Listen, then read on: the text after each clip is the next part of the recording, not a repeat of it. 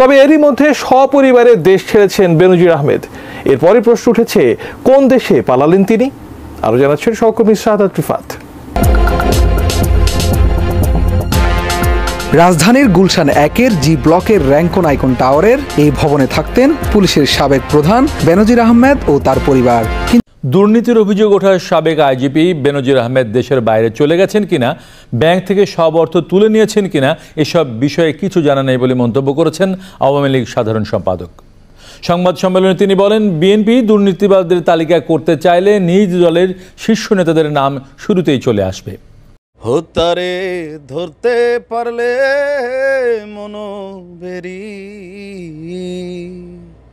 দিতাম পাখির পায় কেমনে আসে যায়, খাঁচার ভেতর অচিন পাখি কেমনে আসে যায়। ভাবিয়ে গানটা শুনে আর এরকম ফিরারাত বইয়া চাইয়া রয়েছে আসপারের দিকে। আমি কিতা ভাবি না মনটা বালানো তোর ভাইয়ের লোকে কাজ হয়েছে। যাই হোক, বেনজির ভাইয়ের খবর কিতা, আর কোনো আপডেট পাই সত্যি? আমি খবর তো বালা না, দেশ ছেড়ে তো বলে গেছে গা, তবে অসুস্থতার কারণে সম্ভবত গেছে। ও তুমি এই কারণে গানটা শুনতেছিলা? আমি ওইরকম একটা নিউজ দেখছি, ঘটনাটা কি? আবার শুনছি যাওয়ার আগে নাকি কি কি কইরা গেছে। চাঞ্চল্যকর তথ্য বলছে যে বেনজির আহমেদের সম্পত্তি নিয়ে এত রঙের কথাবার্তা হচ্ছে, তিনি আসলে কোথায়? অবশেষে সেইটাই ঘটলো যেটা মুসলিম ভাইয়ের বই প্রেডিকশন করছিল, সম্ভবত দেশে নাই। সময় টিভির সাথে এবার ভাবির ভালো সম্পর্ক, তারাই নিউজ করছিল যে বেনজির সাহেব কোথায়। আসসালামু আলাইকুম রহমতুল্লাহি ওয়াবারাকাতুহু। সম্মানিত দর্শক, পুলিশের সাবেক আইজি ডক্টর বেনজিরের দুর্নীতি এবং সাবেক সেনাপ্রধান জেনারেল আজিজের অনিয়ম। জেনারেল আজিজের দুর্নীতির চাইতে তার অনিয়মটা নিয়ে বেশি কথাবার্তা হচ্ছে। তো কাজে আমি যেহেতু তার বিরুদ্ধে এখনও দুর্নীতির ওরকম কোনো প্রচার হয়নি, অভিযোগ হয়নি, তদন্ত হয়নি, কাজেই তার বিষয়টি অনিয়ম হিসেবেই থাকুক এই পর্যন্ত। অনেকে সন্দেহ করেন যে তিনি দুর্নীতি করেছেন, কমিশন খেয়েছেন। এটা সবাই বলে, বড় বড় পদে থাকলে সবাই বলে, এটা সময় আসলেই এটা বোঝা যাবে। কিন্তু ব্যাপারটা হলো জনাব আজিজকে নিয়ে খুব টানা হেঁচড়া হচ্ছে, ভীষণ রকম টানা হেঁচড়া হচ্ছে। আসসালামু আলাইকুম প্রিয় দর্শক, ফাইনালি চলে আসলাম আপডেট ও গুরুত্বপূর্ণ কিছু নিউজ নিয়ে আপনাদের মাঝে। প্রিয় দর্শক, অবশ্যই ভিডিওটি শেষ অবধি দেখবেন। দর্শক, আপনাদের কাছে ছোট্ট একটি অনুরোধ, দেশ এবং দেশের বাইরে হলে কমেন্ট বক্সে লিখে জানিয়ে দেবেন, আর চ্যানেলে নতুন হলে সাবস্ক্রাইব করে পাশে থাকা বেল বাটনটি অবশ্যই অল করে দেবেন, কারণ পরবর্তী আপডেট নিউজ সবার আগে পাওয়ার জন্য প্রিয় দর্শক আর অবশ্যই একটি লাইক দেবেন। অবশেষে সেইটাই ঘটলো যেটা মুসলিম ভাইয়ের বই প্রেডিকশন করছিল, সম্ভবত দেশে নাই। সময় টিভির সাথে এবার ভাবির ভালো সম্পর্ক, তারাই নিউজ করছিল যে বেনজির সাহেব কোথায়। গত 4 মে আপনার সিঙ্গাপুরের উদ্দেশ্যে তিনি ঢাকা ত্যাগ করেছেন। এমন সময় তার সাথে তার পরিবারের সকল সদস্যরা ছিল। আপনার যতটুকু তথ্য আছে যে আমরা যদি একটু দেখি বেনজির সাহেব যাওয়ার আগে কি কি করলেন। তবে মজার এবং ব্রেকিং নিউজ হচ্ছে, বেনজির সাহেবের সেলফোন বন্ধ পাওয়া গেলেও তিনি আত্মগোপন অবস্থায় আছেন ধরা হলেও তার পরিচিতরা বলছে আগামী 6 জুন তিনি আবার বাংলাদেশে আসছেন। দুদকের তলবের জবাব দিতে সব ধরনের প্রস্তুতি নিয়েছেন, একটা টিম কাজ করছে। এখন তার পরিবর্তে তাদের আইনজীবীরা করবেন নাকি তিনি সরাসরি দেশে আসবেন, এটা নিয়েও একটা ধোঁয়াশা পাকিয়েছে। কেউ কেউ বলছে যে আসলে কি তিনি দেশে আসবেন কিনা, পরিস্থিতিরা যতটা ঘোলাটে আকার ধারণ করেছে, কারণ কোথাও থেকে কোনো ধরনের সহযোগিতা তিনি পাচ্ছেন না। আচ্ছা, আমরা যদি দেখি বেনজির আহমেদ এবং তার পরিবারের সদস্যদের ব্যাংক অ্যাকাউন্ট ফ্রিজ বা অবরুদ্ধ করার আগেই অ্যাকাউন্টের অধিকাংশ টাকা তুলে নেওয়া হয়েছে।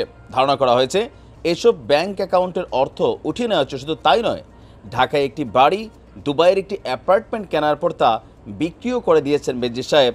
দৈনিক যুগান্তরের রিপোর্ট এমনটাই বলছে। আপনার বলা হচ্ছে যে তিনি এখন দেশে নেই। শাহজালাল বিমানবন্দর দিয়ে গত 4 মে সিঙ্গাপুর উদ্দেশ্যে ঢাকা ত্যাগ করেন। আর আর আর আচ্ছা, বেনজিরের সম্পদের নতুন নতুন খবর আসছে। সাতক্ষীরায় বেনজিরের শ্বশুরবাড়ির লোকজন ও আরেক পুলিশ কর্মকর্তার নামে কয়েকশো বিঘা আয়তনের মাছের ঘের থাকার তথ্য এসেছে দুদকের হাতে। এছাড়া ঢাকায় একটি বাড়ি এবং দুবাই একটি অ্যাপার্টমেন্ট কিনে বিক্রি করেছে। আমরা যদি দেখি বেনজির আহমেদের বাড়ি, শ্বশুর বাড়ি, আচ্ছা মানে অনেকগুলো, কয়টা কম ভাই, আমি শুধু জাস্ট আপনাদের গুরুত্বপূর্ণ অংশগুলো একটু সামনে নিয়ে আসছি। বিসিএস 24 ব্যাচের এই কর্মকর্তা একজন, ওনার হচ্ছেন আপনার চট্টগ্রাম জেলা পুলিশে কর্মরত। তার আদিনিবাস গোপালগঞ্জ হলেও বাবার চাকরির সুবাদে খুলনায়ও বাড়ি আছে। বেনজিরের সঙ্গে যৌথ মালিকানায় খুলনা, গোপালগঞ্জ এবং গাজীপুরে তারও বিপুল সম্পদের তথ্য পাওয়া গেছে। আর এগুলো নিয়েও দুদক কিন্তু ঘাটাঘাটি শুরু করছে। সংযুক্ত আরব আমিরাতের দুবাইয়ে প্লাম জুমেরা এবং মেরিনা এলাকায় বেনজিরের নামে বেনামে বেশ কয়েকটি অ্যাপার্টমেন্ট রয়েছে। এর মধ্যে জুমের এলাকায় 40 তলা কনকর্ড টাওয়ার অবস্থিত একটি অ্যাপার্টমেন্টে তিনি অতি সম্প্রতি 90 লাখ দিরহামে বিক্রি করেছেন। এছাড়া বাংলাদেশি টাকায় প্রায় 29 কোটি টাকা। বাংলাদেশের এক ব্যবসায়ীর সঙ্গে দুবাইয়ের মস্কো নামক একটি বহুতল হোটেলে বেনজির সাহেবের যৌথ বিনিয়োগেরও তথ্য আছে। আর ঢাকার ভাটারা থানাধীন অভিজাত এলাকায় ভাই সব খালি টেকা আর টেকা।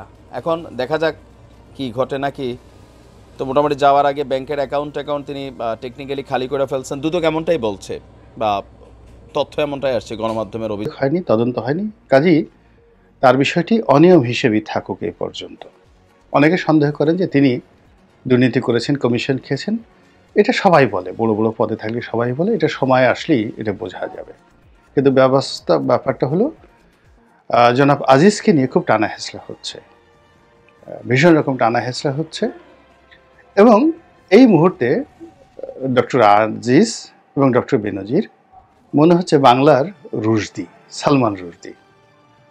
সালমান রুশদি যখন স্যাটানিক ভার্সেস নামক যে বইটি ওটি লিখলেন, তখন সারা দুনিয়াতে তিনি একজন নিন্দিত ব্যক্তিরূপে চিহ্নিত হলেন। ইরানের ধর্মীয় নেতা আয়াতুল্লাহ খামেনি তার মৃত্যুদণ্ড ঘোষণা করলেন এবং তার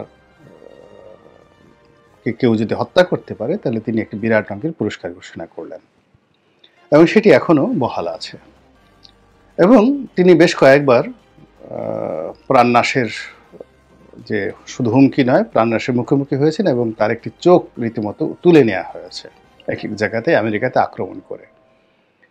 তো এখন সেই সালমান রুশদিকে আমরা অনেকে ভুলে গেছি, কিন্তু কেউ তাকে ভালোবাসি না, এখনো ঘৃণা করি। কিন্তু একটা সময় তাকে ঘৃণা করাটা একটা স্টাইলে পরিণত হয়েছিল। যে যত সালমান রুশদিকে গালি দিতে পারবে সে তখন নিজেকে ততটা অভিজাত, ততটা ধার্মিক, এরকম তার কাছে সেটা মনে হতে থাকলো। এরকম একটি অবস্থা। তো যাই হোক, এখন এই যে সালমান রুশদি, তো সালমান রুশদির যে অবস্থা হয়েছিল ব্রিটিশ লেখক, এখন আজিজ সাহেব এবং বেনজির সাহেবের অবস্থা বাংলাদেশে তদ্রূপ হচ্ছে। যে যেখানে পাচ্ছে তাকে গালাগালি করছে, তাদেরকে গালাগালি করছে, তাদেরকে সমাজচ্যুত করছে, তাদের সাথে কারো সম্পর্ক থাকলে অস্বীকার করা হচ্ছে। এবং তাদের দ্বারা যদি কেউ উপকার পেয়ে থাকেন, তাদের দ্বারা যদি কেউ নিজেদের অস্তিত্ব রক্ষা করে থাকেন, তারা এখন রীতিমতো এদেরকে পারলে চোখের সামনে থেকে সরাতে পারলে বেঁচে যায়। তারা যা করেছেন তা যেভাবে আলোচিত হচ্ছে, আবার তারা যা করেননি এরকম অনেক অদ্ভুত অদ্ভুত বিষয়ও তাদের বিরুদ্ধে এমন সব লোক অভিযোগ করছেন যারা যদি দুর্নীতির বিশ্ববিদ্যালয় হয়, সেই দুর্নীতির বিশ্ববিদ্যালয়ে যারা ভাইস চ্যান্সেলর হবেন, সেই ভাইস চ্যান্সেলর আর সেই তুলনায় দুর্নীতি বিশ্ববিদ্যালয়ের হয়তো বেনজির বা আজিজ সাহেব একজন ছাত্র, ফার্স্ট ইয়ারের ছাত্র। এখন এরকম ফার্স্ট ইয়ারের যারা ছাত্র তাদের বিরুদ্ধে সেই ভাইস চ্যান্সেলর, দুর্নীতির ভাইস চ্যান্সেলর যারা হবেন, তারা সমালোচনা করছেন, বলার চেষ্টা করছেন যে এদের এটা হবে, ওটা হবে, এটা হবে, এটা হবে না, তারা এই কাজটা ঠিক করেনি, তাদের এই দুর্নীতির দায় দায়িত্ব আমরা নেব না, এই নানা রকম বিভিন্ন কথাবার্তা। আপনারা সে সমস্ত চাচা, সে সমস্ত দাদা, সে সমস্ত মানে কুতুব যারা বলছেন এদের বিরুদ্ধে, তাদের সম্পর্কে কম বেশি সবাই জানেন। তো যাই হোক, এখন মূল ব্যাপারটা হলো যে বেনজির সাহেব এবং আজিজ সাহেব এই যে কর্মগুলো করেছেন যদি সত্য হয়ে থাকে, তাহলে তার একটা সিস্টেমের মধ্যে থেকে করেছেন। যেমন আজকে আমি এই ভিডিওটি যখন করছি তখন প্রথম আলো পত্রিকাতে একটি রিপোর্টে এসেছে, সেটি হলো 4 জন সংসদ সদস্য তারা একটা সিন্ডিকেট করে মালয়েশিয়াতে এই দরিদ্র গরিব মানুষদেরকে পাঠানোর, শ্রমবাজারের যে স্টেক হোল্ডার যারা রয়েছেন তাদের মধ্যে সিন্ডিকেট করে এই 4 জন এই মালয়েশিয়ায় শ্রমিক রপ্তানিতে সবচেয়ে বেশি লাভবান হয়েছেন। এবং এই লাভ করতে গিয়ে তারা গরিব মানুষকে ঠকিয়েছেন, সিন্ডিকেশন হয়েছে এবং জাতিসংঘ পর্যন্ত এই মালয়েশিয়ার শ্রমিক পাঠানো নিয়ে এই বাংলাদেশের এই সিন্ডিকেটের বিরুদ্ধে নানা রকম বক্তব্য দিয়েছে। তাহলে বোঝার চেষ্টা করুন যে দুর্নীতি তো কেউ একা করতে পারে না, একটা সিন্ডিকেট নিয়ে করে। আমাদের দেশের বর্তমান যে অবস্থা, যারা দেশ চালাচ্ছেন, সরকার চালাচ্ছেন, দল চালাচ্ছেন, যারা ক্ষমতা চালাচ্ছেন, তাদের মধ্যে সকলেরই এক নম্বর সমস্যা হলো দুর্নীতি। বিশাল একটা সিন্ডিকেট, তারা ডিম থেকে শুরু করে সদরঘাটের বিড়ি, কিংবা সদরঘাটের সামনে যে ফলের বাজার আছে সেই ফলের বাজার থেকে শুরু করে আলু বাজার থেকে শুরু করে মেটাল মার্কেট, মিটফোর্টের মেটাল মার্কেট থেকে শুরু করে নবাবপুর রোডে যে সকল পাইকারির দোকান আছে সেখান থেকে বাদ দিয়ে এই ফুটপাতে যারা বসে মালামাল বিক্রি করে হকার তারা, এবং শাহবাগ থেকে শুরু করে বিভিন্ন মোড়ে, গুলশান মোড়ে যারা ভিক্ষা করে, এই ভিক্ষুকদেরকে যারা নিয়ন্ত্রণ করে, এই সবারই একটা সিন্ডিকেট গড়ে তোলা হয়েছে। এমনকি যে ময়লা পরিষ্কার করে, সেই ময়লা পরিষ্কার করে মেথরদের হক নষ্ট করে এই ময়লার পরিষ্কার করার একটা সিন্ডিকেটও বাংলাদেশে গড়ে উঠেছে এবং সবগুলোর সাথে ক্ষমতা জড়িত। এবং এরা সমাজের প্রত্যেকটি স্থানে ছিদ্র করে দিয়েছে, রন্ধ্রে রন্ধ্রে দুর্নীতি ঢুকিয়ে দিয়েছে। রান্নাঘরে দুর্নীতি, টয়লেটে দুর্নীতি। আপনি চিন্তা করেন, একজন এমপিকে খুন করে তার মাংসকে কিমা বানিয়ে তারপর শেষে সেটা টয়লেটে ফেলে দেওয়া হয়েছে। তারপর আবার সেই টয়লেটে ফ্লাশ করার পরে সেটা ভিতর দিয়ে গিয়ে সেফটি ট্যাঙ্কিতে গিয়েছে কলকাতার মতো জায়গাতে, এবং সেই সেফটি ট্যাঙ্কিতে খোঁজ করে সেই এমপির মাংসপিণ্ড পাওয়া গেছে। এখন এটা যদি সত্য হয় তাহলে এক ধরনের কবিতা, আর যদি মিথ্যা হয় তাহলে মিথ্যাকে কিভাবে শিল্পে রূপান্তর করা যায় সেটাও একটা কবিতা। এইরকম দুর্নীতি নিয়ে আমাদের এই বাংলায় অসম্ভব রকম কবিতা, মহাকাব্য এবং মহাভারতের মতো বিশাল বিশাল সাহিত্য রচনা হয়ে গেছে। ব্যাংকগুলোকে ফোকলা করে দেওয়া, বিমাগুলোকে শেষ করে দেওয়া, সরকারি আমানতগুলোকে শেষ ঝুঁকির মধ্যে ফেলে দেওয়া, সরকারের যত উন্নয়ন কর্মকাণ্ডগুলো রয়েছে সেই উন্নয়ন কর্মকাণ্ডকে তছনছ করে দেওয়া। এই যে প্রায় 1,10,000 কোটি টাকা ব্যয় করে বিদেশ থেকে লোন এনে, রাশিয়া থেকে লোন এনে আমরা একটা পারমাণবিক বিদ্যুৎ কেন্দ্র করার চেষ্টা করছি। এটা আদৌ হবে কিনা আমরা বলতে পারি না। এর কারণ হলো যে ওটা চালানোর জন্য যে পারমাণবিক উপকরণ দরকার, ইউরেনিয়াম দরকার, সেই রাশিয়ান ইউরেনিয়াম, এই প্রতিষ্ঠানটা চালাচ্ছে রাশিয়া, তৈরি করেছে রাশিয়া, এবং এখানে যে ইউরেনিয়াম দরকার সেটার উপরে আমেরিকা নিষেধাজ্ঞা দিয়েছে। কাজে সেই নিষেধাজ্ঞা উপেক্ষা করে ইউরেনিয়াম আনা আমাদের জন্য আদৌ সম্ভব হবে না। আর সেই ইউরেনিয়াম ছাড়া এই প্রকল্পটি চালানো সম্ভব হবে না। আর প্রকল্পটি যদি নাও চলে, এই 1,10,000 কোটি টাকার এখানে যে ঋণের সুদ দিতে হবে। এখন লোকজন বলাবলি করছে যে ভারতে এই সমপরিমাণ বিদ্যুৎ উৎপন্ন ক্ষমতা সম্পন্ন একটি পারমাণবিক কেন্দ্র রাশিয়া যদি করত, বা ইভেন যদি পাকিস্তানে করত, খরচ 3 ভাগের 1 ভাগ আসতো। 3 ভাগে তো বাকি টাকা কারা খেয়েছে? আপনি তো জানেন যে রাশিয়া একটা দুর্নীতিগ্রস্ত দেশ। সবচেয়ে বড় বড় মাফিয়াগুলো রাশিয়াতে থাকে এবং ইটালিতে থাকে, কলম্বিয়াতে থাকে, ব্রিটিশ কলম্বিয়াতে থাকে।